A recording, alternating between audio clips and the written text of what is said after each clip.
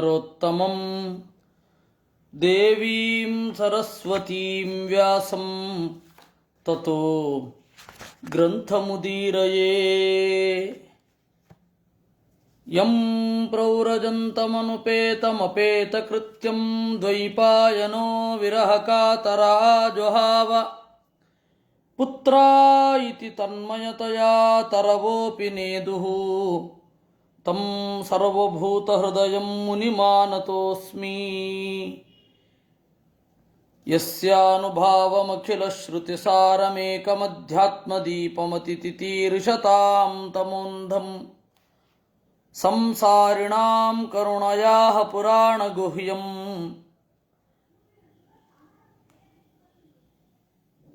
ತಂ ವ್ಯಾಸಸೂನುಮುಪಯಾಮಿ ಗುರುಂ ಮುನೀನಾಂ.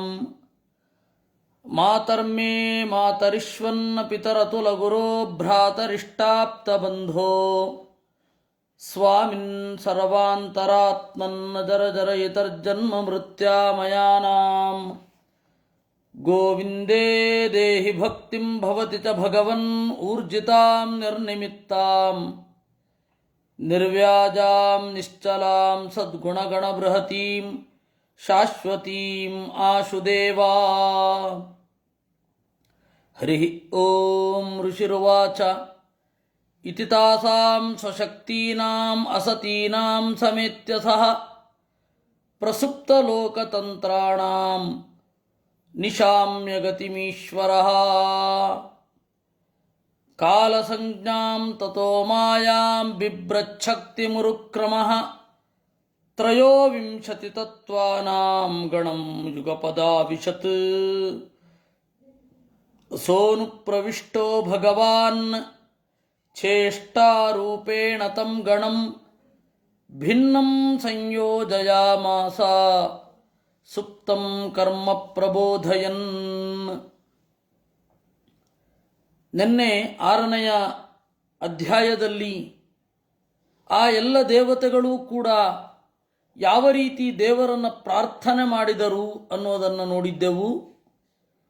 ಈಗ ಅಲ್ಲಿಂದ ಮುಂದೆ ಈ ಪ್ರಾರ್ಥನೆ ಮಾಡಿದ ಮೇಲೆ ದೇವರು ಅದನ್ನು ಹೇಗೆ ಸ್ವೀಕರಿಸಿದ. ಇತಿ ತಾಸಾಂ ಸ್ವಶಕ್ತೀನಾಂ, ಈ ರೀತಿಯಾಗಿ ಮಹತ್ತತ್ವ ಮೊದಲಾದ ಎಲ್ಲ ಶಕ್ತಿಗಳು, ಇದು ದೇವರ ದೇವರ ಅಧೀನದಲ್ಲಿರುವ ಶಕ್ತಿಗಳು. ಈ ಎಲ್ಲ ಶಕ್ತಿಗಳು ದೇವರನ್ನು ಪ್ರಾರ್ಥನೆ ಮಾಡಿದವು. ಅಸತೀನಾಂ, ಇರದ ಅಂತ ಅರ್ಥ ಅಲ್ಲ, ಶಕ್ತಿ ಇರದ ಅಂತ. ಅಸತ್ ಅಂತ ಹೇಳಿದ್ರೆ ಒಟ್ಟು ಕೂಡದ ಅಂತ ಕೂಡ ಅರ್ಥ. ಮಣ್ಣಿನ ದೇವತೆ, ನೀರಿನ ದೇವತೆ, ಗಾಳಿಯ ದೇವತೆ, ಆಕಾಶದ ದೇವತೆ, ಇವರೆಲ್ಲರೂ ಕೂಡ ಒಟ್ಟು ಕೂಡಿ ಕೆಲಸ ಆಗಬೇಕು. ಆ ಒಟ್ಟು ಕೂಡಲಿಕ್ಕೆ ಆಗಲಿಲ್ಲ. ಯಾಕೆಂದರೆ ದೇವರ ಸಂಕಲ್ಪ ಹಾಗಿರಲಿಲ್ಲ. ದೇವರ ಸಂಕಲ್ಪಕ್ಕೆ ಇನ್ನೂ ಒಂದು ಕಾರಣ ಏನು ಅಂದರೆ, ಇವರೆಲ್ಲರೂ ಕೂಡ ಒಟ್ಟು ಕೂಡಲು ಅಸಮರ್ಥರು ಅಂತ ತಿಳಿಯಲಿ ಪ್ರಪಂಚಕ್ಕೆ. ಯಾರಿಗೆ ನಿಜವಾದ ಭಗವದ್ಭಕ್ತಿಯ ಒಂದು ಸ್ಪರ್ಶ ಆಗಬೇಕು, ಯಾರಿಗೆ ಪರಮಾತ್ಮನನ್ನು ಸರಿಯಾಗಿ ತಿಳಿದುಕೊಳ್ಬೇಕಿರುತ್ತೆ, ಅವರಿಗೆ ಅರಿವು ಆಗಲಿ ಅಂತ ಹೇಳಿ ಈ ರೀತಿ ಮಾಡಿದ್ದು. ಅದನ್ನು ಹೇಳ್ತಾರೆ ಅಸತೀನಾಂ ಶಕ್ತೀನಾಂ ಅಂದರು. ಅಸಮೇತಾನಾಂ, ಇವರು ಒಟ್ಟು ಕೂಡಲೇ ಇಲ್ಲ. ಒಟ್ಟು ಕೂಡಿದ್ರೆ ತಾನೇ ಸೃಷ್ಟಿಯಾಗೋದು. ಒಟ್ಟು ಕೂಡಲಿಲ್ಲ. ಪ್ರಸುಪ್ತ ಲೋಕತಂತ್ರಾಣಾಂ. ಪ್ರಸುಪ್ತ ಲೋಕತಂತ್ರಾಣಾಂ ಅಂದ್ರೇನು? ಆಚಾರ್ಯರು ಅರ್ಥ ಬರೆದರು, ಅನಾವಿರ್ಭೂತ ಲೋಕ ಸೃಷ್ಟಿ ಶಕ್ತೀನಾಂ ಅಂತಂದರು. ತಂತ್ರ ಅಂದರೆ ಶಕ್ತಿ. ಸೃಷ್ಟಿಯ ಶಕ್ತಿಯನ್ನು ತಂತ್ರ ಅಂತ ಕರೀತಾರೆ. ಪ್ರಸುಪ್ತ ಲೋಕತಂತ್ರಾಣಾಂ ಅಂದರೆ ಲೋಕವನ್ನು ಸೃಷ್ಟಿ ಮಾಡುವ ಸಾಮರ್ಥ್ಯ ಇನ್ನೂ ಅಭಿವ್ಯಕ್ತ ಆಗಿಲ್ಲ. ದೇವತೆಗಳಲ್ಲಿದೆ, ಅದು ಅಭಿವ್ಯಕ್ತ ಆಗಬೇಕು. ಅದಕ್ಕೆ ಒಂದು ದೃಷ್ಟಾಂತ ಕೊಡೋದು ಅಂತಾದರೆ, ಒಂದು ಮಗು ಇರುತ್ತೆ, ಅದಕ್ಕೆ ತಂದೆ ಆಗುವ ಸಾಮರ್ಥ್ಯ ಇರುತ್ತೆ. ಆ ಮಗು ಚಿಕ್ಕವನಿದ್ದಾಗ ಆ ತಂದೆಯಾಗುವ ಸಾಮರ್ಥ್ಯ ಇರಲ್ಲ ಅಂದರೆ ಅಭಿವ್ಯಕ್ತ ಆಗಿರಲ್ಲ ಅಂತ ಅರ್ಥ. ಆಮೇಲೆ ಅದು ಅಭಿವ್ಯಕ್ತ ಆಗುತ್ತೆ. ಹಾಗೆ ಇದು. ಅದರಿಂದಾಗಿ ಅತ್ಯಂತ ಪುಟ್ಟ ಮಗುವನ್ನು ಮಗು ಅಂತ, ಮಗು ಬಂತು ಹೋಯಿತು, ಮಗು ಆಯಿತು ಅಂತ ಹೇಳಿ ನಪುಂಸಕಲಿಂಗದಲ್ಲಿ ಕರೆಯೋದು. ಯಾಕೆ ಅಂತಂದರೆ ಸ್ತ್ರೀತ್ವವೂ ಅಭಿವ್ಯಕ್ತ ಆಗಿರಲ್ಲ, ಪುಂಸ್ತ್ವವೂ ಅಭಿವ್ಯಕ್ತ ಆಗಿರಲ್ಲ. ಅದರಿಂದಾಗಿ ಮಗುವನ್ನು ಮಗು ಬಂತು ಹೋಯಿತು ಅಂತ ನಪುಂಸಕಲಿಂಗದಲ್ಲಿ ಕರೆಯೋದು. ಬೇರೆ ಯಾವ ಕಾರಣವೂ ಇಲ್ಲ. ಕಾಲಸಂಜ್ಞಾಂ ತಥೋ ಮಾಯಾಂ ಬಿಭ್ರಚ್ಛಕ್ತಿ ಮುರುಕ್ರಮಃ. ಇದನ್ನು ಮಧ್ವರು ಉಪನಿಷತ್ ಭಾಷ್ಯದಲ್ಲಿ ಹೇಳಿದ್ದಾರೆ. ದೇವರನ್ನು ಬ್ರಹ್ಮ ಅಂತ ನಪುಂಸಕಲಿಂಗದಲ್ಲಿ ಯಾಕೆ ಕರೆಯೋದು? ಸ್ತ್ರೀ ಪುಂದೋಚ ವಿಹೀನತ್ವಾತ ಅಪಿ ತಚ್ಚಬ್ದ ಗೋಚರೈಹಿ. ಸ್ತ್ರೀಯ ದೋಷ ಮತ್ತು ಪುರುಷ ದೋಷ ಎರಡೂ ಕೂಡ ಅವನಿಗೆ ಇಲ್ಲದೆ ಇರೋದ್ರಿಂದ ಅವನನ್ನು ನಪುಂಸಕಲಿಂಗದಲ್ಲಿ ಕರೀತಾರೆ. ಇದು ನಂಬರ್ 1. ನಂಬರ್ 2, ಜೀವರನ್ನು ಪುಟ್ಟ ಮಗುವಾಗಿದ್ದಾಗ ಮಾತ್ರ ಮಗು ಹೋಯಿತು ಅಂತ ಕರೆಯೋದು ಯಾಕೆ ಅಂತಂದರೆ, ಅಲ್ಲಿಯೂ ಅಷ್ಟೇ ಸ್ತ್ರೀತ್ವವೋ ಪುಂಸ್ತ್ವವೋ ಅಭಿವ್ಯಕ್ತ ಆಗಿರೋದಿಲ್ಲ. ಅಭಿವ್ಯಕ್ತ ಆದಮೇಲಲ್ವಾ, ಸುಮಾರು 17-18 ವರ್ಷಕ್ಕೆ ಬಂದ ಮೇಲೆ ಸ್ತ್ರೀತ್ವ ಅಭಿವ್ಯಕ್ತ ಆಗೋದು, ಪುರುಷತ್ವ ಅಭಿವ್ಯಕ್ತ ಆಗೋದು. ಅದಕ್ಕಿಂತ ಮೊದಲು ಹಾಗೆ ಅಭಿವ್ಯಕ್ತ ಆಗೋದಿಲ್ಲ. ಆ ಕಾರಣದಿಂದ ನಾವು ಪುಟ್ಟ ಮಗುವನ್ನು ಮಗು ಅಂತ ಕರೀತೇವೆ. ಮಗು ಹೋಯಿತು ಬಂತು ಅಂತ ನಪುಂಸಕಲಿಂಗದಿಂದ ಕರೀತೇವೆ. ಇದು ಇಲ್ಲಿ ಇರುವಂತಹ ಒಂದು ವಿಚಾರ. ತಂತ್ರ ಅಂತಂದರೆ, ಪ್ರಸುಪ್ತ ಅಂದರೆ ಅನಾವಿರ್ಭೂತ, ಆವಿರ್ಭಾವಗೊಳ್ಳದ ಲೋಕ ಸೃಷ್ಟಿ ಶಕ್ತಿ ಇರುವುದು. ತನುತೇನೇನ ಯತ್ಕಾರ್ಯಂ ತಂತ್ರಂ ಸಾಧನ ಮುಚ್ಯತೆ ಅಂದರು. ಯಾವುದರಿಂದ ಕೆಲಸ ಮಾಡಲಿಕ್ಕಾಗತ್ತೋ ಅದನ್ನು ತಂತ್ರ ಅಂತ ಕರೀತಾರೆ ಅಂತ. ತಂತ್ರ ಅಂದರೆ ಸಾಧನ. ಈಗ ಗೊತ್ತಾಯ್ತಲ್ಲ, ತಂತ್ರಶಾಸ್ತ್ರ ಅಂದರೆ ಏನು? ಸಾಧನಶಾಸ್ತ್ರ. ಕಾರಣಾನಾಂ ಸ್ವಶಕ್ತಿರ್ವಾ ಪ್ರಧಾನಂ ಸಾಧನಂ ಯತಃ. ಅಥವಾ ಪ್ರಧಾನವಾದ ಸಾಧನ, ಅದನ್ನು ತಂತ್ರ ಅಂತ ಕರೀತಾರೆ. ಪ್ರಸುಪ್ತ ಲೋಕ ತಂತ್ರಾಣಾಂ, ದೇವತೆಗಳಲ್ಲಿ ಸೃಷ್ಟಿ ಮಾಡುವ ಶಕ್ತಿ ಇದೆ, ಆದರೆ ಭಗವದಿಚ್ಛೆಯಿಂದ ಅದು ಆವಿರ್ಭೂತ ಆಗಿಲ್ಲ. ಆ ತರಹದ ಒಂದು ಸಮಯದಲ್ಲಿ ಕಾಲಸಂಜ್ಞಾಂ ತಥೋ ಮಾಯಾಂ, ಶ್ರೀ ಭೂ ದುರ್ಗಾತ್ಮಕಳಾದ ತನ್ನ ಶಕ್ತಿ ಲಕ್ಷ್ಮೀದೇವಿಯನ್ನು ದೇವರು ಹೊತ್ತುಕೊಂಡು ತ್ರಯೋವಿಂಶತಿ ತತ್ವಾನಾಂ ಗಣಂ ಯುಗಪದಾವಿಶತ್, 23 ತತ್ವಗಳ ಸಮೂಹವನ್ನು ದೇವರು ಒಟ್ಟಿಗೆ ಪ್ರವೇಶ ಮಾಡಿದ ಅಂತೆ. ಯಾವುದು 23?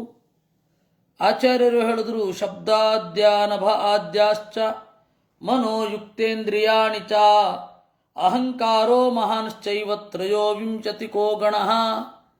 ಶಬ್ದ ಸ್ಪರ್ಶ ರೂಪ ರಸ ಗಂಧ ಎಷ್ಟಾಯಿತು? 5 ಆಯಿತು. ಮಣ್ಣು ನೀರು ಗಾಳಿ ಆಕಾಶ ಬೆಂಕಿ 10 ಆಯಿತು. ಮನಸ್ಸು 11, ಆಮೇಲೆ 10 ಇಂದ್ರಿಯಗಳು 21 ಆಯಿತು. ಮಹತ್ತತ್ವ 22, ಅಹಂಕಾರ ತತ್ವ 23. ಈ 23 ಅಂತ ದೇವತೇಂದ್ರಿಯೋರೈಕ್ಯಾತ್ ನ ಪೃಥಗ್ಗಣನಂ ತಯೋಃ. ದೇವತೆಗಳು ಮತ್ತು ಇಂದ್ರಿಯ ಎರಡು ಒಟ್ಟಿಗೆ ಲೆಕ್ಕ ಮಾಡೋದರಿಂದಾಗಿ ದೇವತೆಗಳನ್ನು ಪ್ರತ್ಯೇಕವಾಗಿ ಲೆಕ್ಕ ಹಿಡಿದಿಲ್ಲ. ಅದಕ್ಕೆ 23 ಅಂತ ಹೇಳಿದ್ದು. ಪ್ರಕೃತಿಸ್ತು ಚತುರ್ವಿಂಶ ಪಂಚವಿಂಶೋ ಹರಿಸ್ವಯಂ. ಪ್ರಕೃತಿಯನ್ನು 24 ಅಂತ ಲೆಕ್ಕ ಮಾಡಿದರೆ 25 ದೇವರಾಗ್ತಾನೆ. ಯದಾ ಜಡಾಂಚ ಸ್ವೀಕಾರೋ ಜೀವಸ್ತತ್ಪಂಶ ಪಂಚವಿಂಶಕಃ. ಕೇವಲ ಜಡಾಂಶ ಅಂತ ಸ್ವೀಕಾರ ಮಾಡಿದ್ರೆ ಜೀವ 5ನೇಯವನಾಗ್ತಾನೆ. ಷಡ್ವಿಂಶಕೋ ಮಹಾವಿಷ್ಣು 26ನೇಯವನು ದೇವರಾಗ್ತಾನೆ. ಅದು ವಿವಕ್ಷೆ ಮಾಡೋದ್ರ ಮೇಲಿರುವುದು. ಲಕ್ಷ್ಮೀದೇವಿಯನ್ನು ಪ್ರತ್ಯೇಕ ತತ್ವವಾಗಿ ಹಿಡಿದ್ರಂತೂ 27 ಆಗ್ತಾನೆ. ಇತಿ ತತ್ವನಿರ್ಣಯೇ ಅಂತ. ತ್ರಯೋವಿಂಶತಿ ತತ್ವಾನಿ ಪ್ರಾವಿಶದ್ರಮಯಾ ಸಹ ಕಾಲಾಕ್ಷಯ ಸ್ವಯಾ ವಿಷ್ಣು ಶಕ್ಯತ್ವಾತ್ ಶಕ್ತಿರೂಪಯ. 23 ತತ್ವಗಳನ್ನು ರಮೆಯೊಡಗೂಡಿ ಪ್ರವೇಶ ಮಾಡಿದ ಅಂತೆ ದೇವರು ಆ ಭಿನ್ನ ಭಿನ್ನವಾದ ತತ್ವವನ್ನು ಯೋಜಯಾಮಾಸ ಚ ಅಂಶತಃ ಜೋಡಿಸಿದ್ದು. ಅದರಿಂದಾಗಿಯೇ ಎಲ್ಲದರಲ್ಲಿ ಎಲ್ಲ ಅಂಶವೂ ಇದೆ. ಮಣ್ಣು ನೀರು ಬೆಂಕಿಯ ಮಿಶ್ರಣದಿಂದ ಈ ಪ್ರಪಂಚ ಅಂತ ಆ ಮಿಶ್ರಣ ಇದೆ. ಅದು ಸ್ವಲ್ಪ ಪೂರ್ತಿಯಾಗಿ ಜೋಡಿಸಲಿಲ್ಲ. ಪ್ರಬುದ್ಧ ಕರ್ಮ ದೈವೇನ ತ್ರಯೋವಿಂಶತಿಕೋ ಗಣ ಪ್ರೇರಿತೋ ಜನಯತ್ ಸ್ವಾಭಿಃ ಮಾತ್ರಾಭಿಃ ಅಧಿಪೂರುಷಂ. ಪ್ರಬುದ್ಧ ಕರ್ಮ ಈ 23 ಗಣಗಳು ದೇವರಿಂದ ಪ್ರವಿಷ್ಟವಾದಾಗ, ದೇವರ ಸನ್ನಿಧಾನ ಈ 23 ಗಣಗಳಲ್ಲಿ ಆದಾಗ, ಅಂದರೆ 23 ವಸ್ತುಗಳಲ್ಲಿ ಆದಾಗ ಪ್ರೇರಿತ ಪ್ರಬುದ್ಧ ಕರ್ಮದ ಪ್ರಾದುರ್ಭಾವ ಆಯಿತು. ಸ್ವಾಭಿರ್ಮಾತ್ರಾಭಿ ತಮ್ಮ ಅಂಶಗಳಿಂದ ಅಧಿಪೂರುಚಂ ಅಜನಯತ್ ಬ್ರಹ್ಮಾಂಡವನ್ನು ಸೃಷ್ಟಿಸಿದವು. ಬ್ರಹ್ಮಾಂಡ ಅಂತ ಒಂದಾಯಿತು. ಪರೇಣಾವಿಶತ ಸ್ವಸ್ಮಿನ್ ಮಾತ್ರಯಾ ವಿಶ್ವಸೃಗಣ ಚುಕ್ಷೋಭ ಅನ್ಯೋನ್ಯಮಾಸಾದ್ಯ ಯಸ್ಮಿನ್ ಲೋಕಾಶ್ಚರಾಚರಾಃ. ಪರೇಣ ಆವಿಶತ ಸ್ವಸ್ಮಿನ್ ತನ್ನ ಒಳಗಡೆ ಪರಮಾತ್ಮ ಪ್ರವೇಶ ಮಾಡಿದಾಗ ಈ ದೇವತೆಗಳೆಲ್ಲ ಕ್ಷೋಭೆಗೊಂಡರು. ಸೃಷ್ಟಿಯಾಗುವಾಗ ಎಲ್ಲರೂ ಕೂಡ ಒಂದು ಗೊಂದಲವನ್ನೋ ಒಂದು ಸಂತಸವನ್ನೋ ಸೃಷ್ಟಿ ಮಾಡಲಿಕ್ಕೆ ಶುರು ಮಾಡುವಾಗ ಮುಂಚೆ ಒಂದು ಉಮೇದಿರುತ್ತೆ. ಸೃಷ್ಟಿಯ ಮಧ್ಯಕ್ಕೆ ಬರುವಾಗ ಉಮೇದನ್ನು ಕಳ್ಕೊಳ್ತೇವೆ. ಮತ್ತೆ ಅದನ್ನು ಸಾಕಬೇಕಾದ ಕರ್ತವ್ಯ ಅನಿವಾರ್ಯ ಬರುತ್ತೆ. ಹೀಗೆ 3 ಅವಸ್ಥೆಗಳು ಅವರಿಗೂ ಆಯಿತು. ಅದನ್ನು ಕ್ಷೋಭ ಅಂತ ಕರೆದರು. ಚುಕ್ಷೋಭ ಅನ್ಯೋನ್ಯಮಾತಾದ್ಯ ಯಸ್ಮಿನ್ ಲೋಕಾಶ್ಚರಾಚರಾಃ ಹಿರಣ್ಮಯಸ್ಸ ಪುರುಷಃ ಸಹಸ್ರ ಪರಿವತ್ಸರಾನ್ ಆಂಡಕೋಚ ಉವಾಸಾಪ್ಸು ಸರ್ವಸತ್ವೋಪಬೃಂಹಿತಃ. ಆಮೇಲೆ ಬ್ರಹ್ಮದೇವರೇನು ಮಾಡಿದ, ಸಾವಿರಾರು ವರ್ಷಗಳ ಕಾಲ ಬ್ರಹ್ಮಾಂಡದಲ್ಲಿ ಸುಪ್ತನಾಗಿ ಯಾರಿಗೂ ತೋರದೇನೆ ವಾಸಿಸಿದ. ಸವೈ ವಿಶ್ವಸೃಜಾಂ ಗರ್ಭೋ ದೈವಕರ್ಮಾತ್ಮ ಶಕ್ತಿಮಾನ್ ವಿಬಭಾಜ ಆತ್ಮನಾತ್ಮಾನಂ ಏಕಧಾ ದಶಧಾ ತ್ರಿಧಾ. ಆಮೇಲೆ ಸವೈ ವಿಶ್ವಸೃಜಾಂ ಗರ್ಭ ಅಂದರು. ಆ ವಿಶ್ವ ಸೃಷ್ಟಿ ಮಾಡುವ ವಿಶ್ವಸೃಜಾಂ ವಿಶ್ವ ಸೃಷ್ಟಿ ಮಾಡುವ ಬ್ರಹ್ಮನೇ ಮೊದಲಾದವರ ಗರ್ಭ ಅಂತರ್ಯಾಮಿಯಾದ ನಾರಾಯಣ ದೈವ ಕರ್ಮಾತ್ಮ ಶಕ್ತಿಮಾನ್ ಅಧಿದೈವ ಅಧಿಭೂತ ಅಧ್ಯಾತ್ಮ ಅನ್ನುವ 3 ತರಹದ ಶಕ್ತಿ ಇರುವ ದೇವರು ವಿಭಭಾಜ ಆತ್ಮನಾತ್ಮಾನಂ ತನ್ನನ್ನು ವಿಭಾಗ ಮಾಡಿಕೊಂಡ. ಏಕಧಾ ಒಂದಾಗಿ, ದಶಧಾ 10 ತ್ರಿಧಾ 3 ರೀತಿಯಾಗಿ. ದೇವರೇನು ಮಾಡಿದ, ತನ್ನನ್ನು 3 ರೀತಿಯಾಗಿ ವಿಭಾಗ ಮಾಡಿಕೊಂಡ. ಮೊದಲನೆಯದ್ದು ಏಕಧಾ, ಅವನೊಬ್ಬನೇ ಪ್ರಧಾನನಾಗಿ. ಆಮೇಲೆ ದಶಧಾ 10 ರೂಪಗಳು. ಆಮೇಲೆ ತ್ರಿಧಾ 3 ರೂಪಗಳು. ಇಲ್ಲಿ ದೈವ ಕರ್ಮಾತ್ಮ ಶಕ್ತಿಮಾನ್ ಅಂತಿದೆ. ದೈವ ಅಂದರೆ ಏನು ಅಂತ. ದೈವ ಅಂದರೆ ಈಶ್ವರೋ ದೈವಮುದ್ದಿಷ್ಟಂ ಸರ್ವಸ್ಯಾಪಿ ಪ್ರಭುತ್ವತಃ. ಈಶ್ವರನನ್ನು ದೈವ ಅಂತ ಕರೆದದ್ದು. ಆಮೇಲೆ ಆತ್ಮಶಕ್ತಿ ಅಂತಂದರೆ ಪ್ರಕೃತಿ, ಜಡ ಪ್ರಕೃತಿ. ದೇವರು ಇವೆರಡರ ಆಟ ಮೊದಲು ಶುರು ಆಗಿದ್ದು. ದೇವರು ತನ್ನನ್ನು ಮೂರು ವಿಭಾಗ ಮಾಡಿಕೊಂಡ. ಏಷಶ್ಚೇಷ ಸತ್ವಾನಾಂ ಆತ್ಮಾಂಶಃ ಪರಮಾತ್ಮನಃ ಆದ್ಯೋವತಾರೋ ಯತ್ರಾಸೌ ಭೂತಗ್ರಾಮೋ ವಿವಿಚ್ಯತೆ. ಆ ಬ್ರಹ್ಮಾಂಡದ ಒಳಗಡೆ ದೇವರು ತನ್ನ ರೂಪವನ್ನು ಮೊದಲು ತೋರಿಸಿಕೊಂಡ ರೂಪ ಪುರುಷ ಅಂತ. ಅದು ಪರಮಾತ್ಮನ ಮೊದಲ ರೂಪ, ಆದ್ಯ ಅವತಾರ. ಯತ್ರ ಅಸೌ ಭೂತಗ್ರಾಮೋ ವಿಭಾವ್ಯತೆ, ಅಲ್ಲಿ ಇಡೀ ಜೀವರ ಸಮೂಹ ನೆಲೆಗೊಂಡಿದೆ. ಇದು ಮೊದಲನೆಯದು. ಅದಕ್ಕೆ ಆದ್ಯೋವತಾರೋ ವಿಷ್ಣೋಸ್ತು ಪುರುಷೋ ನಾಮ ಕೀರ್ತಿತಃ ಅಂತ ಹೇಳ್ತಾರೆ. ದೇವರ ಮೊದಲ ಅವತಾರ ಬ್ರಹ್ಮಾಂಡದ ಒಳಗಡೆ ಆಗಿದ್ದು ಪುರುಷ. ಅದರಿಂದಾಗಿ ಪುರುಷ ಸೂಕ್ತ ಅಂತ ಹೇಳಿದರೆ ಡಿಸ್ಪ್ಯೂಟೇ ಇಲ್ಲ, ನಾರಾಯಣನ ಸೂಕ್ತ ಅಂತಲೇ ಅರ್ಥ. ಯಾಕೆಂದರೆ ಅಷ್ಟು ಪ್ರಸಿದ್ಧ. ಅಸೃಜತ್ ಸಮಹತ್ ತತ್ವಂ ಸ ಏವಾಂಡಂ ತಮಾವಿಶತ್. ಆಮೇಲೆ ಅವನೇನು ಮಾಡಿದ, ಈ ಬ್ರಹ್ಮಾಂಡವನ್ನು ಮಹತ್ತತ್ವವನ್ನು ಸೃಷ್ಟಿ ಮಾಡಿದ. ಆ ಬ್ರಹ್ಮದೇವರಿಂದ ಅಂಡ ಸೃಷ್ಟಿಯಾಯಿತು. ಅವನನ್ನು ಹೃದಯ ಅಂತ ಅತ್ಯಂತ ಗುಟ್ಟಾದ ಹೆಸರಿನಿಂದ ಕರೀತಾರೆ. ಯಾಕೆಂದರೆ ಬ್ರಹ್ಮನ ಹೃದಯದ ಒಳಗಡೆ ಇರೋದ್ರಿಂದ. ಇನ್ನು ದಶಧಾ 10 ರೀತಿಯಾಗಿ ತನ್ನನ್ನು ವಿಭಾಗ ಮಾಡಿಕೊಂಡ ಅಂತ. 10 ಅವತಾರ ಅಲ್ಲ,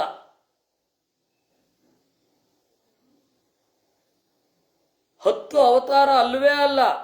ಪ್ರಾಣಾದಿ ಪಂಚಕಂ ಚೈವ ತಥಾ ನಾಗಾದಿ ಪಂಚಕಂ ಏವಂತು ದಶಧಾ ಪ್ರಾಣ. 10 ಅವತಾರಗಳು ಅಂತ, 10 ರೂಪಗಳು ಅಂತಂದಾಗ ಪ್ರಾಣ, ಅಪಾನ, ವ್ಯಾನ, ಉದಾನ, ಸಮಾನ ಅನ್ನುವ 5 ಪ್ರಾಣಗಳು. ಅದರ ಅಂತರ್ಯಾಮಿಯಾಗಿ ದೇವರು ನೆಲೆಗೊಂಡಿದ್ದಾನೆ. ಇನ್ನು ನಾಗ, ಕೂರ್ಮ, ಕೃಕಲ, ದೇವದತ್ತ, ಧನಂಜಯ ಅಂತನ್ನುವ 5 ರೂಪಗಳು, ಅದರ ಒಳಗಡೆಯೂ ದೇವರಿದ್ದಾನೆ.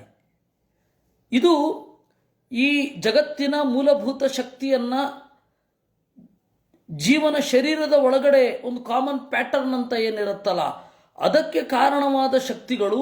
ಅದರ ಅಂತರ್ಯಾಮಿಯಾಗಿ ದೇವರು ಅದೇ ಹೆಸರಿನ ರೂಪಗಳನ್ನು ಹೊತ್ತಿರ್ತಾನೆ. ಅಧ್ಯಾತ್ಮಾದಿ ತ್ರಿಧ ಅಖಿಲಾ.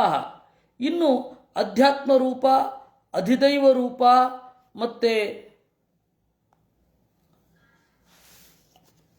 ಅಧಿಭೂತ ರೂಪ ಅಂತ 3 ಇರುತ್ತೆ. ಈ ರೀತಿ 3 ಆಯಿತು. ಸ್ಮರನ್ ವಿಶ್ವಸೃಜಾಮೀಶೋ ವಿಜ್ಞಾಪಿತ ಮಧೋಕ್ಷಜ ವಿರಾಜಮತಪತ್ಸೇನಾ ತೈಜಸೈಷಾಂ ವಿವೃದ್ಧಯೇ. ವಿಶ್ವಸೃಜಾಂ, ಈ ವಿಶ್ವವನ್ನು ಸೃಷ್ಟಿ ಮಾಡುವ ದೇವತೆಗಳ ವಿಜ್ಞಾಪನೆಯನ್ನು ಕೇಳಿಕೊಂಡ ದೇವರು. ವಿರಾಜಂ ಅತಪತ್, ಬ್ರಹ್ಮಾಂಡದ ಒಳಗಡೆ ಪ್ರಾಣದ ಸಂಕೇತವೆನಿಸಿದ ಒಂದು ಟೆಂಪ್ರೇಚರ್ನ ಸೃಷ್ಟಿ ಮಾಡಿದ ಅಂತೆ. ಸೊ ನಾವೆಲ್ಲ ಬದುಕಿದ್ದೇವೆ ಅಂತ ಹೇಳಲಿಕ್ಕೆ ಇವತ್ತು ಟೆಂಪ್ರೇಚರೇ ಆಧಾರ. ಟೆಂಪ್ರೇಚರ್ ಇದ್ದರೆ ಅಲ್ಲಿ ಜೀವರು ಇರ್ತಾರೆ. ಟೆಂಪ್ರೇಚರ್ ವಿಪರೀತ ಆದರೂ ಅಲ್ಲಿ ಜೀವ ಇರಲ್ಲ, ಹೆಚ್ಚಿನ ಜೀವಗಳಿರಲ್ಲ. ಅಲ್ಲಿಯೂ ಮೊಸರು ಹುಳಿಯಾಗೋದು, ವಿಪರೀತ ಹುಳಿಯಾಗೋದು ಇತ್ಯಾದಿಗಳೆಲ್ಲ ಇರ್ತದೆ. ಅತ್ಯಂತ ತೇವ ಆದರೂ ಕೂಡ ಅಲ್ಲಿಯೂ ವಿಪರೀತ ಸಮಸ್ಯೆಗಳು. ಆದರೆ ಟೆಂಪ್ರೇಚರ್ ಅನ್ನೋದು ಒಂದು ಜೀವನದ ದಾರಿ, ಜೀವನದ ಒಂದು ಮಾಪಕ, ಜೀವ ಸೂಚಕ. ಅದನ್ನು ಅಲ್ಲಿ ನಿರೂಪಣೆ ಮಾಡಿದ್ರು. ಇಡೀ ವಿರಾಜ ಮತಪತ್ ಒಂದು ಟೆಂಪ್ರೇಚರ್ ಸೃಷ್ಟಿಯಾಯಿತು. ತೇಜಸೈಷಾಂ ವಿವೃದ್ಧಯೇ, ಯಾಕೆಂದರೆ ಅವರೆಲ್ಲ ಬೆಳಿಬೇಕಲ್ಲ. ಅಂದರೆ ಇದನ್ನು ಇವಾಗಿನ ಭಾಷೆಯಲ್ಲಿ ಹೇಳೋದಾದರೆ ಅಟ್ಮಾಸ್ಫಿಯರಲ್ಲಿ ಒಂದು ಟೆಂಪ್ರೇಚರ್ ಕ್ರಿಯೇಟ್ ಆಯಿತು. ಅದರಿಂದಾಗಿ ಒಂದು eligibility to lead a life ಅದು ಪ್ರಜೆಗಳಿಗೆ ಬಂತು ಅನ್ನೋದು ಈಗಿನ ಭಾಷೆ. ಆಗ ಅದನ್ನು ಹೇಳಿದರು. ದೇವರು ಅಗ್ನಿರೂಪನಾಗಿ ಎಲ್ಲ ಕಡೆ ಉಷ್ಣವನ್ನು ಬೀರಿದ, ಅಲ್ಲಿ ಎಲ್ಲರಿಗೂ ಕೂಡ ಬದುಕಲಿಕ್ಕೆ ಅನುಕೂಲ ಆಯಿತು. ಇದು ಈ ಭಾಷೆಯಲ್ಲಿ ಹೇಳುವಂಥದ್ದು, ಅರ್ಥ ಒಂದೇ. ಅಥ ತಸ್ಯಾಭಿತಪ್ತಸ್ಯ ಕತಿಚಾಯತನಾನಿಹ ನಿರಭಿದ್ಯಂತ ದೇವಾನಾಂ ತಾನಿ ಮೇಘದತ ಶೃಣು. ಆಮೇಲೆ ಏನಾಯಿತು, ಯಾವಾಗ ಟೆಂಪ್ರೇಚರ್ ಸಂಚಾರ ಆಯಿತೋ ಅಲ್ಲಿ ಒಂದು ದೇಹದ ಒಳಗಡೆ ಪಂಚಭೂತಗಳು ಮತ್ತು ಇಂದ್ರಿಯಗಳು ಒಟ್ಟಿಗೆ ಬೆಸುಗೆ ಹಾಕಿಕೊಂಡವು. ಅದನ್ನು ಹೇಳ್ತೇನೆ ಕೇಳು. ತಸ್ಯಾಗ್ನಿರಾಸ್ಯಂ ನಿರ್ಭಿಣ್ಣಂ ಲೋಕಪಾಲೋ ವಿಷತ್ಪದಂ ವಾಚಾ ಸ್ವಾಂಶೇನ ವಕ್ತವ್ಯಂ ಯಯಾಸೌ ಪ್ರತಿಪದ್ಯತೆ. ತಸ್ಯ ಆ ಪರಮಾತ್ಮನ ಆಸ್ಯಂ ನಿರ್ಭಿಣ್ಣಂ ಮುಖ ನಿರ್ಭಿಣ್ಣಂ ಅರಳಿತು. ಅದರೊಳಗಡೆ ಅಗ್ನಿನಾಮಕ ದೇವ ಪ್ರವೇಶ ಮಾಡಿದ. ದೇವರ ನಾಲಿಗೆಯೊಳಗಡೆ, ಬ್ರಹ್ಮದೇವರ ನಾಲಿಗೆಯೊಳಗಡೆ ಅಭಿವ್ಯಕ್ತನಾದ ಅವನು ಜೀವರ ಮಾತನ್ನು ನಿಯಂತ್ರಣ ಮಾಡಲಿಕ್ಕೆ ಶುರು ಮಾಡಿದ. ವಾಚಾ ಸ್ವಾಂಶೇನ ವಕ್ತವ್ಯಂ ಯಯಾಸೌ ಪ್ರತಿಪದ್ಯತೆ. ಅದಿಲ್ಲದೆ ಹೋದರೆ, ಆ ಪಾರ್ಟ್ ಇಲ್ಲದಿದ್ದರೆ ಅಭಿವ್ಯಕ್ತಿಯೇ ಇಲ್ಲ. ನಿರ್ಭಿಣ್ಣಂ ತಾಲು ವರುಣಃ ಲೋಕಪಾಲೋ ವಿಚದ್ಧರೇ ಜಿಹ್ವಯಾಂಶೇನ ಚರತಾನ್ ಯಯಾಸೋ ಪ್ರತಿಪದ್ಯತೆ. ನಿರ್ಭಿಣ್ಣಂ ತಾಲು ವರುಣಃ, ಕಿರುನಾಳಿಗೆ ಬಂತು. ಅಲ್ಲಿ ವರುಣ ದೇವರಿಂದ ಅಭಿವ್ಯಕ್ತನಾದ ಅವನು ಉಳಿದ ಎಲ್ಲ ಜೀವರಿಗೆ ರಸವನ್ನು ಉಂಟು ಮಾಡುವ ಹಾಗೆ ರಸದ ಪ್ರಜ್ಞೆಯನ್ನು ತರಿಸಿಕೊಡ್ತಾನೆ. ರಸಜ್ಞಾನ ಅದರಿಂದ ಆಗೋದು. ನಿರ್ಭಿಣ್ಣೆ ಅಶ್ವಿನೌ ನಾಸೆ ವಿಷ್ಣೋರಾ ವಿಶತಾಂ ಪದಂ ಘ್ರಾಣೇನಾಂಶೇನ ಗಂಧಸ್ಯ ಪ್ರತಿಪತ್ತಿರ್ಯತೋ ಭವೇತ್. ಆಮೇಲೆ ದೇವರು ಸಂಕಲ್ಪ ಮಾಡಿದ ಈ ಮನುಷ್ಯ ದೇಹಕ್ಕೆ ಅಥವಾ ಇಡೀ ಬ್ರಹ್ಮಾಂಡದ ಎಲ್ಲ ಪ್ರಜ್ಞಾಪೂರ್ವಕವಾಗಿ ಕ್ರಿಯೆಯನ್ನು ಮಾಡುವ ಜೀವರಿಗೆ ಒಂದು ಮೂಗು ಅನ್ನೋದು ಬೇಕು ಅಂತ. ಆಗ ಅಶ್ವಿದೇವತೆಗಳು ಅಭಿವ್ಯಕ್ತರಾದರು. ಗಂಧವನ್ನು ಅವರು ಸ್ವೀಕರಿಸ್ತಾರೆ. ಅನಿರ್ಭಿಣ್ಣೆ ಅಕ್ಷಿಣಿ ತ್ವಷ್ಟ ಲೋಕಪಾಲೋ ವಿಶತ್ಪ್ರಭೋ ಚಕ್ಷುಷಾಂಶೇನ ರೂಪಾಣಾಂ ಪ್ರತಿಪತ್ತಿರ್ಯತೋ ಭವೇತ್. ಆಮೇಲೆ ಕಣ್ಗಳೆರಡು ಮೊಳೆತವು. ಆ ಕಣ್ಗಳಲ್ಲಿ ತ್ವಷ್ಟೃ ಅನ್ನುವವನು ಪ್ರವೇಶ ಮಾಡಿದ. ರೂಪದ ಜ್ಞಾನ ಬಂತು. ಕೆಂಪಗಿದೆ, ದಪ್ಪ ಇದೆ, ಕಪ್ಪು ಇದೆ, ಹೀಗೆ ಎಲ್ಲ. ನಿರ್ಭಿಣ್ಣಾನ್ಯಸ್ಯ ಚರಮಾಣಿ ಲೋಕಪಾಲೋ ವಿಶತ್ಪದಂ ಲೋಕಪಾಲೋ ನಿಲೋ ವಿಶತ್ ಪ್ರಾಣೇನಾಂಶೇನ ಸಂಸ್ಪರ್ಶಂ ಏನಾಸೌ ಪ್ರತಿಪದ್ಯತೆ. ಆಮೇಲೆ ಚರ್ಮದ ಒಳಗಡೆ ಸೂಕ್ಷ್ಮವಾದ ರಂಧ್ರಗಳು ಇಡೀ ದೇಹದಲ್ಲಿ ಮೂಡಿದವು. ಆಗ ಅದನ್ನು ಅನಿಲ ಪ್ರವೇಶ ಮಾಡಿದ. ಪ್ರಾಣಾಂಶದಿಂದ ಸ್ಪರ್ಶದ ಜ್ಞಾನವನ್ನು ಅವನು ಪಡಿತಾನೆ. ಇಲ್ಲಿ ಅನಿಲ ಅಂತಂದರೆ ಪ್ರಾಣ ಪ್ರಥಮಜೋಯಸ್ತು ಪ್ರಧಾನೋ ವಾಯುರೀರಿತಃ. ಪ್ರಥಮ ಪ್ರಾಣ ಅಥವಾ ಮುಖ್ಯ ಪ್ರಾಣ, ಮಧ್ಯಮ ಪ್ರಾಣ ಅಂತಂದರೆ ಇವತ್ತು ನಾವು ಯಾರು ಪರಮಾತ್ಮನಿಂದ ಬಿಟ್ಟು ಉಳಿದ ಎಲ್ಲರಿಗಿಂತಲೂ ಕೂಡ ಉತ್ತಮ ಅಂತ ಹೇಳ್ತೇವೋ, ಯಾರು ಹನುಮಂತನಾಗಿ ಮೂಡಿ ಬಂದ ಅಂತೇವೋ ಅಂತಹ ಮುಖ್ಯ ಪ್ರಾಣ ಪ್ರಥಮ ಪ್ರಾಣ. ಅದಾದ ಮೇಲೆ ತ್ವಗಾತ್ಮಾದ್ಯಾಸ್ತು ತತ್ಪುತ್ರಾ ದ್ವಿಧಾಭೂತಮುದಾಹೃತಂ. ತ್ವಗಾತ್ಮಾದ್ಯಾಸ್ತು, ಆ ಮುಖ್ಯ ಪ್ರಾಣನ ಮಗ ಒಬ್ಬ ಇದ್ದಾನೆ. ಅವ ಏನು ಮಾಡ್ತಾನೆ, ನಮಗೆ ಸ್ಪರ್ಶದ ಅರಿವನ್ನು ತಂದು ಕೊಡ್ತಾನೆ. ಅವನು ಬೇರೆ. ಇಲ್ಲಿ ಸ್ಪರ್ಶದ ಜ್ಞಾನವನ್ನು ತಂದುಕೊಡುವ ಮುಖ್ಯ ಪ್ರಾಣ ಏನಿದ್ದಾನೆ ಇವನು ಬೇರೆ, ಆ ಮುಖ್ಯ ಪ್ರಾಣ ಬೇರೆ. ಹೀಗೆ ತತ್ವನಿರ್ಣಯದಲ್ಲಿ ಇದೆ. ಅದರ ಬಗ್ಗೆ ಎಚ್ಚರ ಇರಬೇಕು.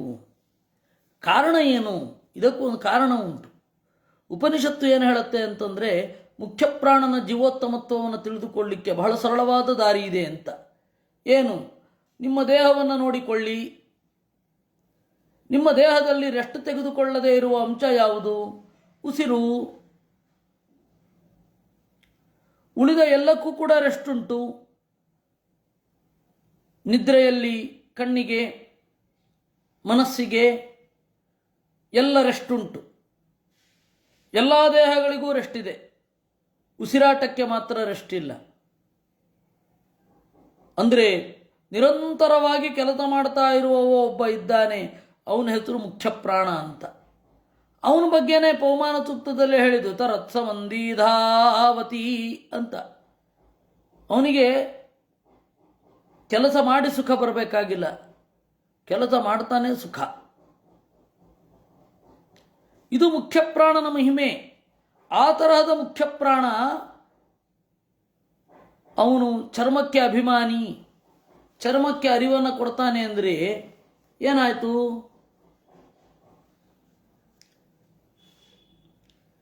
ಚರ್ಮವೂ ಕೂಡ ರೆಸ್ಟ್ ತೆಗೆದುಕೊಳ್ಳುತ್ತೆ. ನಾವು ಅಧ್ಯಾತ್ಮವಾಗಿ ಜೀವನ ಹೃದಯದ ಒಳಗಡೆ ದೇವತೆಗಳ ಕೆಲಸವನ್ನು ನೆನಪಿಸಿಕೊಂಡು ತಾರತಮ್ಯವನ್ನು ಅನುಸಂಧಾನ ಮಾಡಲಿಕ್ಕೆ ಬರೋದಿಲ್ಲ.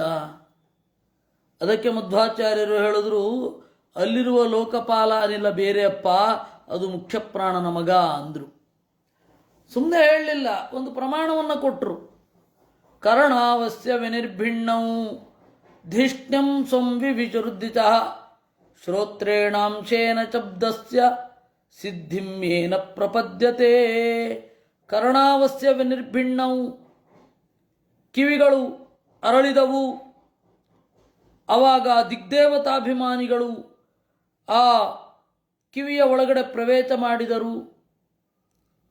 ಆ ದಿಗ್ದೇವತೆಗಳು ಕಿವಿಯ ಮೂಲಕ ಶಬ್ದದ ಅರ್ಥವನ್ನು ಶಬ್ದವನ್ನು ನಮಗೆ ಕೇಳಿಸುತ್ತವೆ. ಶಬ್ದದ ಅರ್ಥ ಅಲ್ಲ, ಶಬ್ದವನ್ನು. ಯಾಕೆಂದರೆ ನಮಗೆ ಜೀವನದಲ್ಲಿ ಗೊತ್ತೇ ಇರದ, ಕೇಳೇ ಇರದ ಭಾಷೆಯನ್ನು ಕೇಳ್ಬೋದಲ್ವ. ತ್ವಚಮಸ್ಯ ವಿನಿರ್ಭಿಣ್ಣಾಂ ವಿವಿಷು ಧಿಷ್ಣ್ಯಮೌಷಧೀ ಅಂಶೇನ ಲೋಮಭಿಕ್ಕಂಡೂಂ ಯೈರಸೌ ಪ್ರತಿಪದ್ಯತೆ. ಆಮೇಲೆ ಚರ್ಮದ ಸೂಕ್ಷ್ಮ ಭಾಗಗಳು ತೆರೆದುಕೊಂಡಾಗ ಓಷಧೀ, ಎಲ್ಲ ಓಷಧ್ಯಾಭಿಮಾನಿ ದೇವತೆಗಳು ಪ್ರವೇಶ ಮಾಡಿದರು. ಅದು ಲೋಮ,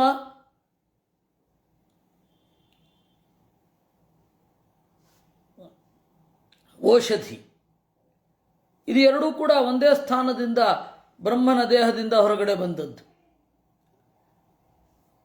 ಮೇಢ್ರಂ ತಸ್ಯ ವಿನಿರ್ಭಿಣ್ಣಂ ಸ್ವಧಿಷ್ಣ್ಯಂ ಕ ಉಪಾವಿಚತ್ ರೇತತಾಂ ಚೇನ ಯೇನಾತೌ ಆನಂದಂ ಪ್ರತಿಪದ್ಯತೆ. ಮೇಢ್ರಂ ತಸ್ಯ ವಿನಿರ್ಭಿಣ್ಣಂ, ಅವನ ಮೇಢ್ರ, ಮೇಢ್ರ ಅಂತಂದರೆ ಕೆಳಗಿನ ಭಾಗ, ಬೀಜ, ಅದರ ಒಳಗಡೆ ಕ ಉಪಾವಿಚತ್, ದಕ್ಷ ಪ್ರಜಾಪತಿ ಪ್ರವೇಶ ಮಾಡಿದ ಅಂತೆ. ಅವನ ಕೆಲಸ ಏನು? ರೇತಸ್ಸಿನಿಂದ ಸ್ಪರ್ಶ ಸುಖದ ಆನಂದವನ್ನು, ಉತ್ಕಟವಾದ ಸ್ಪರ್ಶ ಸುಖವನ್ನು ಅವನು ಕೊಡಿಸ್ತಾನೆ. ಜಗತ್ತಿನಲ್ಲಿ ಸ್ಪರ್ಶ ಸುಖದಲ್ಲಿ ಅತ್ಯುತ್ಕೃಷ್ಟವಾದದ್ದು ಅಂತಂದರೆ ಮಕ್ಕಳ ಸ್ಪರ್ಶ. ಪುತ್ರ ಸ್ಪರ್ಶವತಾಂವರಃ ಅಂತ. ಅದಕ್ಕಿಂತ ಹಿನ್ನೆಲೆಯಲ್ಲಿ ಸೃಷ್ಟಿ ಮಾಡಬೇಕಾದಾಗ ಸಿಗುವಂತಹ ಸ್ಪರ್ಶ ಸುಖ. ಗುದಂ ಪುಂಸೋ ವಿನಿರ್ಭಿಣ್ಣಂ ಮಿತ್ರೋ, ಅದಕ್ಕೆ ದಕ್ಷ ಪ್ರಜಾಪತಿ ಅಭಿಮಾನಿ, ನೆನಪಿಡಿ. ಗುದಂ ತಸ್ಯ ವಿನಿರ್ಭಿಣ್ಣಂ ಮಿತ್ರೋ ಲೋಕೆ ಚ ಆವಿಚತ್ ಪಾಯುನಾಂ ಚೇನ ಯೇನಾತೌ ವಿಸರ್ಗಂ ಪ್ರತಿಪದ್ಯತೆ. ಆಮೇಲೆ ಕೆಳಗಡೆಯ ಭಾಗ, ಬೆನ್ನ ಹುರಿಯ ಕೆಳಗಡೆಯದ್ದು ಎರಡಾಗಿ ಭಾಗಗೊಂಡಿತು. ಅದನ್ನು ಗುದ ಅಂತ ಕರೆದರು. ಅದನ್ನು ಮಿತ್ರನಾಮಕ ದೇವತೆ ಪ್ರವೇಶ ಮಾಡಿದ. ಪಾಯು ಅಂತ ಹೇಳ್ತಾರೆ. ಪಾಯು ಅಂತಂದರೆ ವಿಸರ್ಗ ಕ್ರಿಯೆಯಲ್ಲಿ ಸಹಕಾರಿಯಾದದ್ದು. ಅಸಾರವಾದದ್ದನ್ನೆಲ್ಲ ಅದರ ಮೂಲಕ ಹೊರಗಡೆ ಹಾಕ್ತೇವೆ.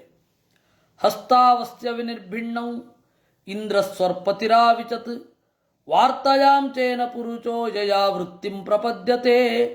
ಆಮೇಲೆ ಕೈ ಮೊಳೆತವು, ಅಲ್ಲಿ ಇಂದ್ರ ಪ್ರವೇಶ ಮಾಡಿದ. ಅವನೇನು ಮಾಡಿದ, ವಾರ್ತಾವನ್ನು ನಡೆಸಿದ. ವಾರ್ತಾ ಅಂದ್ರೇನು? ನ್ಯೂಸ್ ಅಂತ ಅರ್ಥ ಅಲ್ಲ, ವೃತ್ತಿಗೆ ಸಂಬಂಧಪಟ್ಟದ್ದು ವಾರ್ತಾ ಅಂತ. ವೃತ್ತಿ ಅಂದರೆ ಬದುಕು, ಬದುಕುವ ಕ್ರಿಯೆ ಏನಿದೆ ಅದು ವೃತ್ತಿ. ಆ ವೃತ್ತಿಗೆ ಸಂಬಂಧಪಟ್ಟದ್ದೇನಿದೆ ಅದು ವಾರ್ತೆ. ಹಾಗಾದರೆ ಈ ನ್ಯೂಸ್ ಅನ್ನೋದಕ್ಕೆ ಏನು ಹೇಳೋದು? ನ್ಯೂಸ್ ಅನ್ನೋದಕ್ಕೆ ಆಮೇಲೆ ವಾರ್ತಾ ಅಂತ ಬಂದದ್ದು. ಮೊದಲು ಅದನ್ನು ಉದಂತ ಅಂತ ಕರೀತಾ ಇದ್ರು. ಕನ್ನಡದಲ್ಲಿ ವರದಿ ಅಂತ ಕರೀತಾ ಇದ್ರು. ಎರಡು. ಇದು ಕೈಯ ಒಂದು ಅದ್ಭುತ್ಯ ಇರೋದೇ, ಕೈಯ ಒಂದು ಅದ್ಭುತತೆ ಇರೋದೇ ನಮಗೆ ಬೇಕಾದ ಹಾಗೆ ಕೆತ್ತುಕೊಳ್ಳಬಹುದು. ಬೇರೆ ಯಾವುದೂ ಕೂಡ ಬಾಯಿಯ ತನಕ ಬಂದರೆ ಆಹಾರ, ಇದು ಹಾಗಲ್ಲ. ಇದು ಕೈಯಿಂದ ಹುಡುಕಿಕೊಳ್ಳೋದು. ಕೈ ಚಾಚುತ್ತಾನೆ, ಆ ಚಾಚೋದೇ ಒಂದು ಅದ್ಭುತ, ಬೇರೆ ಯಾವ ಪ್ರಾಣಿಗಳಿಗೂ ಇಲ್ಲ. ರೆಕ್ಕೆ ಉಂಟು, ಕೈಯಲ್ಲ. ಅದು ಕಾಲೇ ನಡ್ಕೊಂಡು ಹೋಗುತ್ತೆ ಪ್ರಾಣಿಗಳು. ಹೀಗಾಗಿ ಮನುಷ್ಯ ದೇಹದ ಮೂಲಭೂತವಾದ ಸೃಷ್ಟಿ ಹೀಗೆಲ್ಲ ತೆರೆದುಕೊಳ್ತಾ ಹೋಗುತ್ತೆ. ಹೃದಯಂ ಚಾಸ್ಯ ನಿರ್ಭಿಣ್ಣಂ ಪಾದಾವಸ್ಯ ವಿನಿರ್ಭಿಣ್ಣೌ ಲೋಕೇಶೋ ವಿಷ್ಣುರಾವಿಚತ್ ಗತ್ಯಾ ಸ್ವಾಂಚೇನ ಪುರುಷೋ ಯಯಾ ಪ್ರಾಪ್ಯಂ ಪ್ರಪದ್ಯತೆ. ಆಮೇಲೆ ಪಾದ ಅದು ಮೊಳೆತವು, ಅಡಿಗಳು ಮೊಳೆತಾಗ ಅದರ ಒಳಗಡೆ ಪ್ರವೇಶ ಮಾಡಿದ್ದು ಯಜ್ಞನಾಮಕ ಇಂದ್ರನ ಮಗ, ಅವನು ಪ್ರವೇಶ ಮಾಡಿದ. ಆತ್ಮಾನಂ ಚಾಸ್ಯ ನಿರ್ಭಿಣ್ಣಂ ಹೃದಯಂ ಚಾಸ್ಯ ನಿರ್ಭಿಣ್ಣಂ. ಈ ಕಾಲಿನ ಪ್ರಯೋಜನ ಏನು ಅಂದರೆ ಒಂದು ಕಡೆಗೆ ಇನ್ನೊಂದು ಕಡೆ ಹೋಗ್ತಾನೆ, ಒಂದು ಕಡೆಯಿಂದ ಇನ್ನೊಂದು ಕಡೆಗೆ. ಹೃದಯಂ ಚಾಸ್ಯ ನಿರ್ಭಿಣ್ಣಂ ಚಂದ್ರಮಾಧಿಷ್ಣ್ಯಮಾವಿಚತ್ ಮನತಾಂ ಚೇನ ಯೇನಾಸೌ ವಿಕ್ರಿಯಾಂ ಪ್ರತಿಪದ್ಯತೆ. ಹೃದಯಂ ಚಾಸ್ಯ ನಿರ್ಭಿಣ್ಣಂ, ಎದೆ ಅರಳಿತು, ಅಲ್ಲಿ ಚಂದ್ರ ಪ್ರವೇಶ ಮಾಡಿದ. ಮನತಾಂ ಚೇನ ಏನಾಸೌ ವಿಕ್ರಿಯಾಂ ಪ್ರತಿಪದ್ಯತೆ. ಈ ಮನಸ್ಸಿನ ಕೆಲಸ ಏನು ಅಂತಂದರೆ ವಿಕಾರಕ್ಕೆ ಒಳಗಾಗುವುದು. ಬೇರೆ ಬೇರೆ ಅವಸ್ಥೆಯಲ್ಲಿ, ಬೇರೆ ಬೇರೆ ಕಾರಣದಲ್ಲಿ, ಬೇರೆ ಬೇರೆ ಕಾಲದಲ್ಲಿ, ಬೇರೆ ಬೇರೆ ಕಾರಣದಿಂದ ಬೇರೆ ಬೇರೆ ಅವಸ್ಥೆಯನ್ನು ಪಡಿತಾನೆ. ಚಿಕ್ಕ ಮಕ್ಕಳಿಗಿಷ್ಟ ಆಗಿದ್ದು ದೊಡ್ಡವ್ರಿಗಿಷ್ಟ ಆಗಲ್ಲ. ಯಾಕೆಂದರೆ ಮನಸ್ಸಿನ ವಿಕಾರ ಆಗಿರ್ತದೆ. ಚಿಕ್ಕ ಮಕ್ಕಳಿದ್ದಾಗ ಒಂದು ಭಾವನೆ ಇರುತ್ತೆ, ಆಮೇಲೆ ಬೇರೆ ಭಾವನೆ ಬರುತ್ತೆ, ಎಲ್ಲವೂ ಬದಲಾಗ್ತಾ ಹೋಗುತ್ತೆ. ಅದರಿಂದ ಇದನ್ನು ಚಿಂತನೆ ಮಾಡಬೇಕು. ಚಂದ್ರ ಅಲ್ಲಿ ಪ್ರವೇಶ ಮಾಡಿದ್ದ, ಆದ್ದರಿಂದ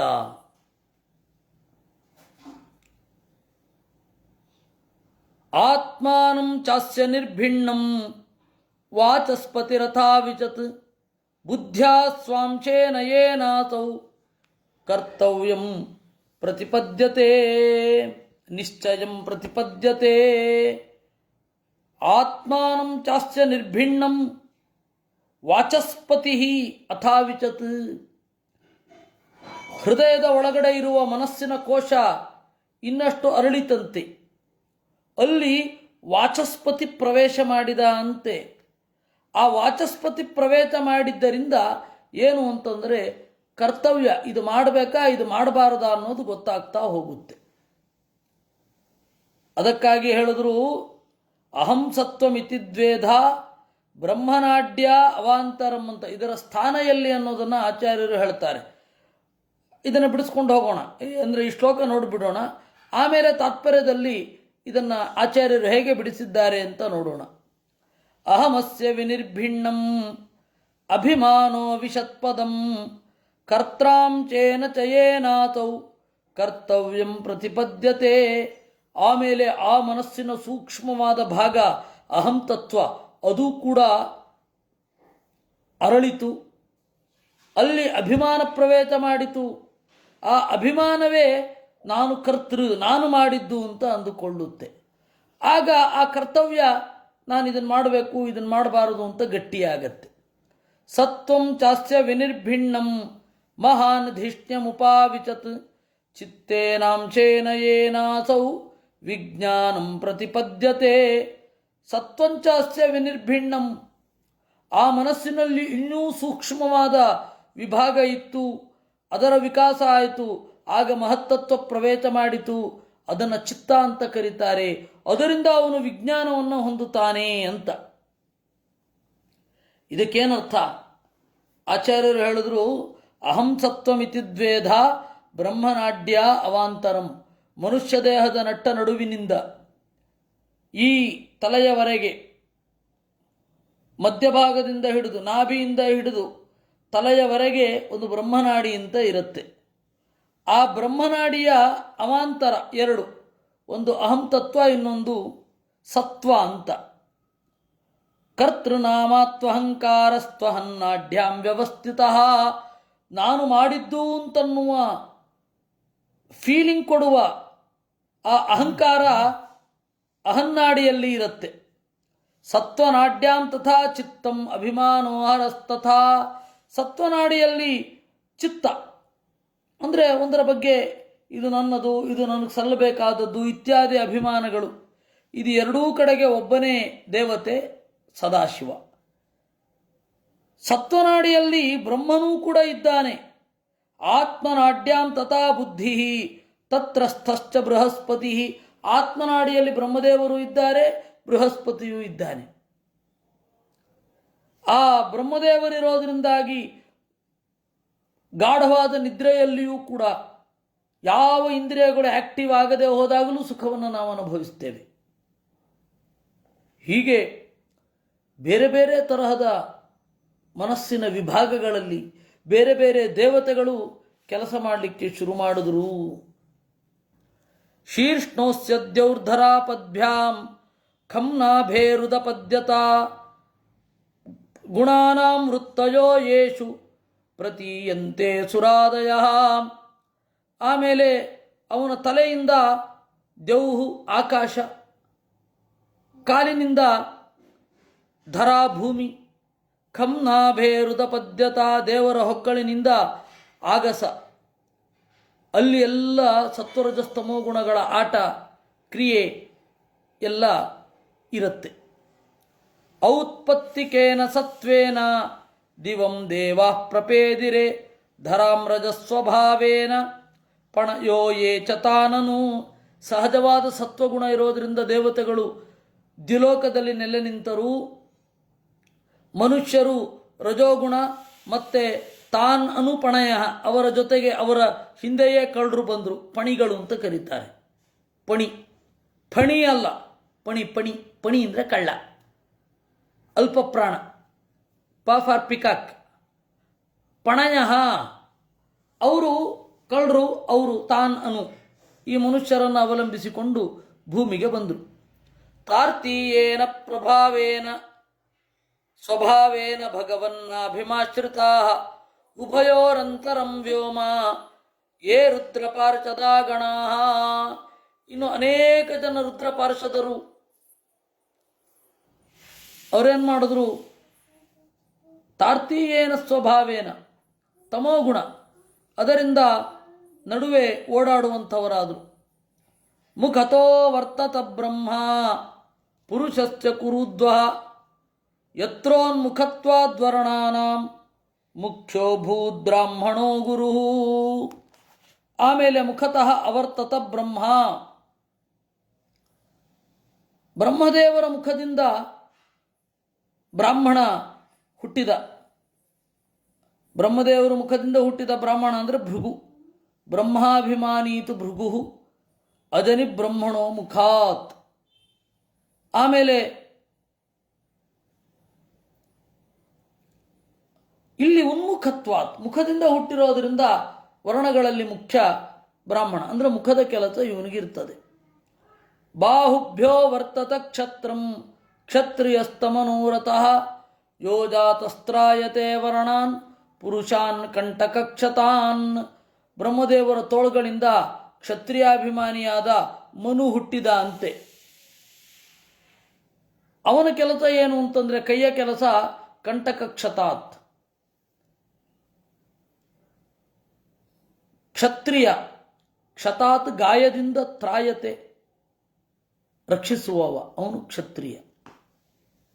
ವಿಶೋ ವರ್ತಂತ ತಸ್ಯೋರ್ವೋ ಲೋಕವೃತ್ತಿಕರೀರ್ವಿಭೋ ವೈಶ್ಯಸ್ತದುದ್ಭವೋ ವಾರ್ತಾಂ ನೃಣಾಮ್ಯ ಸಮವರ್ತಯತ್. ಆಮೇಲೆ ಬ್ರಹ್ಮದೇವರ ತೊಡೆಯಿಂದ ವಿಶೋವರ್ತಂತ ವೈಶ್ಯರು ಹುಟ್ಟಿದರು. ಯಾರದು? ವಾಸ್ತು. ವಾಸ್ತುವನ್ನೇ ವೈಶ್ಯ ವರ್ಣಕ್ಕೆ ಅಭಿಮಾನಿ ಅಂತನ್ನೋದು. ವಾಸ್ತು ವರಾಹಸ್ಯ ಹರೇ ಸುತಃ. ಮುಖ್ಯವಾಗಿ ವಾಸ್ತು ಶಾಸ್ತ್ರ ಇರೋದು ಮುಖ್ಯವಾಗಿ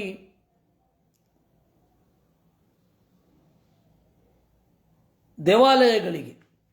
ಆಮೇಲೆ ಮನುಷ್ಯಾಲಯ ಚಂದ್ರಿಕಾ ಅಂತ ಬಂದದ್ದು. ಆ ವಾಸ್ತುವಿನಲ್ಲಿ ಬಹಳ ತಪ್ಪು ಕಲ್ಪನೆ ಇದೆ. ಇಲ್ಲಿ ಈ ವಾಸ್ತು ಅಂತನ್ನುವವ ವರಾಹನ ಮಗ, ಅವನು ವೈಶ್ಯ ಜಾತಿಯ ಅಭಿಮಾನಿ ಕೂಡ. ಅವನ ಕೆಲಸ ಏನು ಅಂತಂದ್ರೆ ವಾರ್ತಾಂ, ಒಂದು ಎಕನಾಮಿಕಲ್ ಟರ್ನ್ ಓವರ್ನ ಕೀಲಕ ಸ್ಥಾನದಲ್ಲಿ ಅವನು ಇರ್ತಾನೆ. ಇನ್ನು ದೇವರ ನಾಲ್ಕನೆಯ ಮಕ್ಕಳು ತಸ್ಯಾಂ ಜಾತ ಪುರಾಚೂದ್ರೋ ಯದ್ವೃತ್ಯ ತುಷ್ಯತೆ ಹರಿಹಿ. ಇವರ ಕೆಲಸ ಸೇವೆ. ಇದನ್ನು ಮಾಡಿದ್ರೆ ದೇವರು ಅತ್ಯಂತ ಪ್ರೀತನಾಗ್ತಾನೆ ಅಂತ. ಅದಕ್ಕೆ ಹೇಳಿದ್ರು ಕೃತಿ ಅಂತ. ಇದರಿಂದ ದೇವರ ಪ್ರೀತಿ ಬೇಗ ಸುಲಭ. ಹೀಗೆ ದೇವರು ಬ್ರಹ್ಮದೇವರ ಮೂಲಕ ಹೀಗೆ ಸೃಷ್ಟಿ ಮಾಡಿಸಿದ.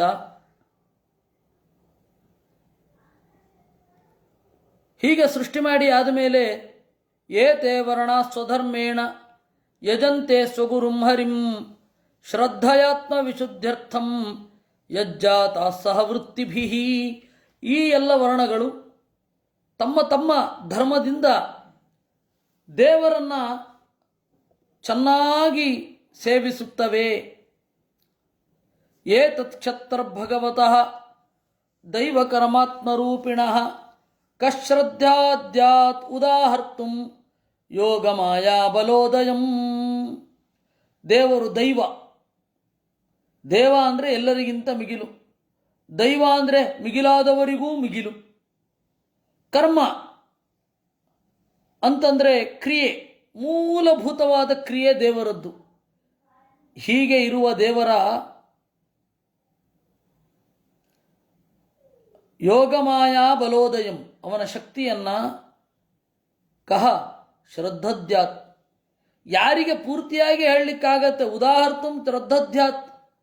ಪೂರ್ತಿಯಾಗಿ ಯಾರು ಹೇಳಿ ಯಾರಿಗೂ ಎದೆ ತಟ್ಟಿ ನಾನು ಪೂರ್ತಿಯಾಗಿ ಹೇಳಬಲ್ಲೆ ಅಂತನ್ನುವ ಧೈರ್ಯ ಇಲ್ಲ.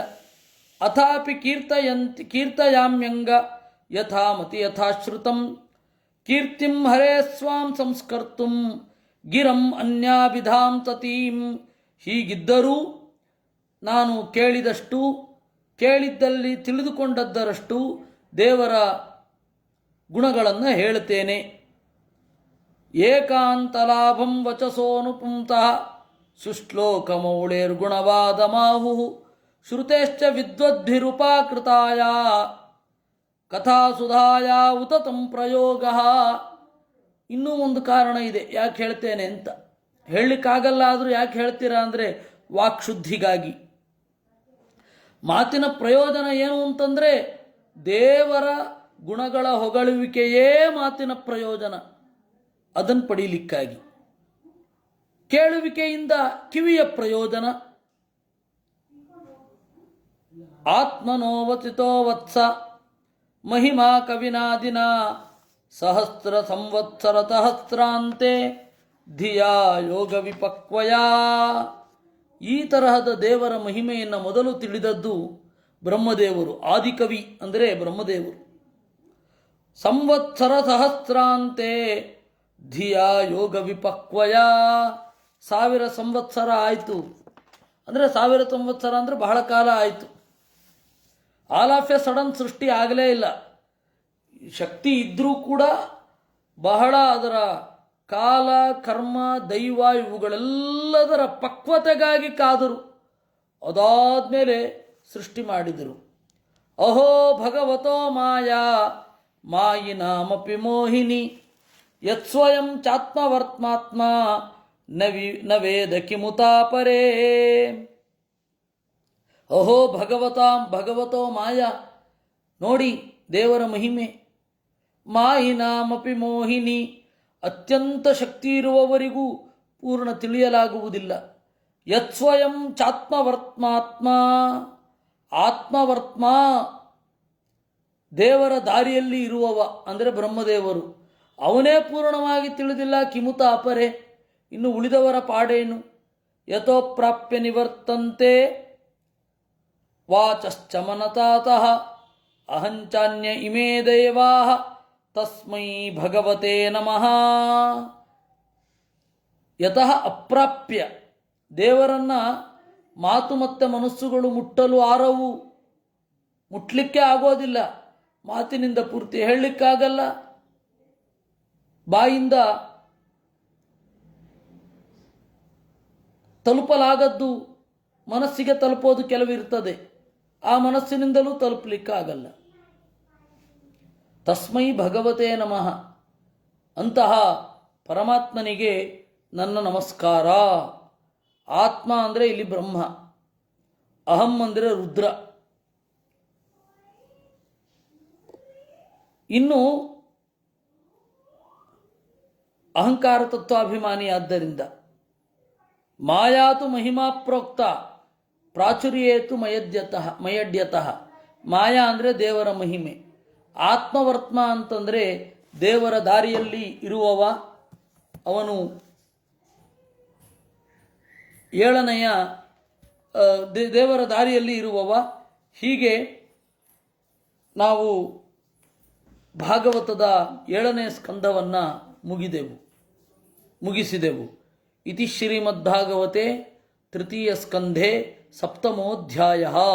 ಇನ್ನು 8ನೆಯ ಅಧ್ಯಾಯ ಶುರು ಆಗಬೇಕಿದೆ. ನಾಳೆ 90% ಮಾಡ್ತೇನೆ, ಇನ್ನು 10% ಖಾತ್ರಿ ಇಲ್ಲ. ಅದನ್ನು ನಾನು 6:30 ಅಷ್ಟೊತ್ತಿಗೆ ಮೆಸೇಜ್ ಮಾಡ್ತೇನೆ. ನಾಳೆ ನಾನು ಉಡುಪಿಯಲ್ಲಿರ್ತೇನೆ. ಇವತ್ತು ರಾತ್ರಿ ಹೊರಟೆ. ಇವತ್ತು ಎಲ್ಲಿಂದಲೋ ಬಂದದ್ದು ಸ್ವಲ್ಪ ತಡ ಆಯಿತು. ಅದರಿಂದಾಗಿ ನಾನು ಸ್ವಲ್ಪ ಬೇಗ ಮುಗಿಸ್ತೇನೆ. ಅದರಿಂದಾಗಿ 7ನೇ ಅಧ್ಯಾಯ ಮುಗಿದಿದೆ, 8ನೇ ಅಧ್ಯಾಯ ಶುರು ಆಗತ್ತೆ. ಅದು ನಾಳೆ. ಅದು ಏನಿದ್ರೂ ಮೆಸೇಜ್ ಮಾಡ್ತೇನೆ ನಾನು. ಹೀಗೆ ಇಲ್ಲಿ ತನಕ ಭಾಗವತವನ್ನು ಏನು ಕೇಳಿದೆವು, ಆ ಶ್ರಾವಣ ಯಜ್ಞದಿಂದ ದೇವರು ಪ್ರೀತನಾಗಲಿ. ಕೃಷ್ಣಾರ್ಪಣಮಸ್ತು. ಕೇಳಿಸಿ ಆಮೇಲೆ ಹೊರಡಬೇಕು. ಗೊತ್ತಿಲ್ಲ, ಹೊರಡ್ತಾ ಇರೋದಷ್ಟೆ.